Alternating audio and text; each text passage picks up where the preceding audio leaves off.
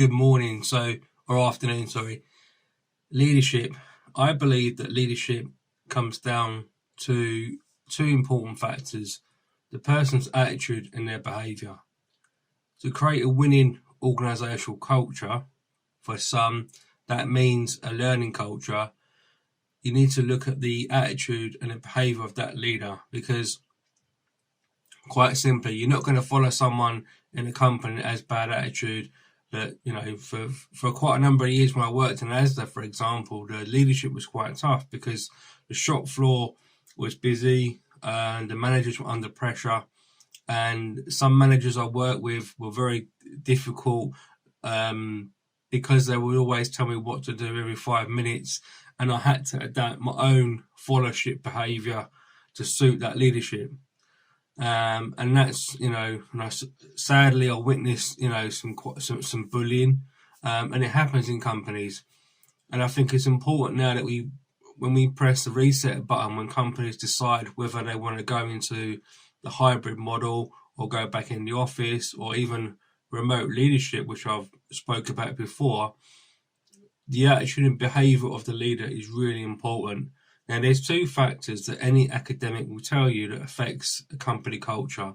Number one is the structure, and number two is the culture. So structure and culture, and they have the most significant, because, for example, if you have what we call a matrix, so the organisation is the leaders at the top, and there's loads of levels of leadership. Sometimes the communication can take a long time to get down to the junior level, where people are running around trying to think about what to do next, because there's no direct leadership, because you need some leadership. However, the second part of growing as a leader and growing a winning organisational culture is your leadership practice yourself. So that means that you must invest in your your leadership practice, so you're gaining new knowledge. How do you do that? Well, LinkedIn Learning is a wonderful bit of kit. You can go on there and learn about different courses, and that's generally the way that LinkedIn is set up in terms of developing people. And there's other ways you can do that. You can reflect, which is the best way. So you go for a project, you reflect after. But in my research, sadly, what I've seen is that not many companies and even individuals are not getting to grips with reflection, because most companies don't have what you call a nice, clear progression plan. So that as you work through the company, you want to go for management. Sometimes that can be quite difficult because you've got to put your hand out for a course. There isn't really development on there, and it's not really clear. And I've been championing this for a couple of years now through my content on LinkedIn.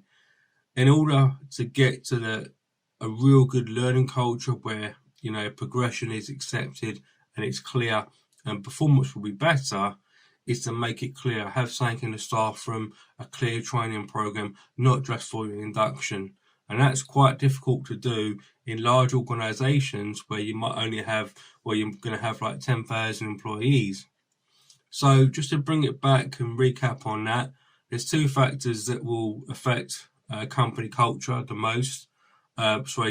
Performance, which is structure and culture.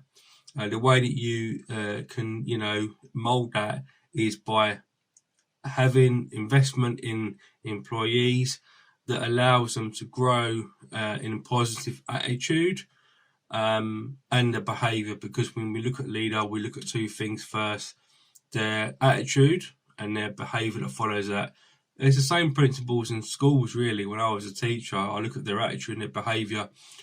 If someone's a sixth former, they want to go to university, are they working hard? Are they performing for themselves? So I hope it helps. This week I'm focusing on leadership practice in my videos, and I wanted to give some of my thoughts and analysis, some of my research that will hope to help anybody really growing as a leader. Thank you so much. Have a great Monday. I'll do another video this afternoon.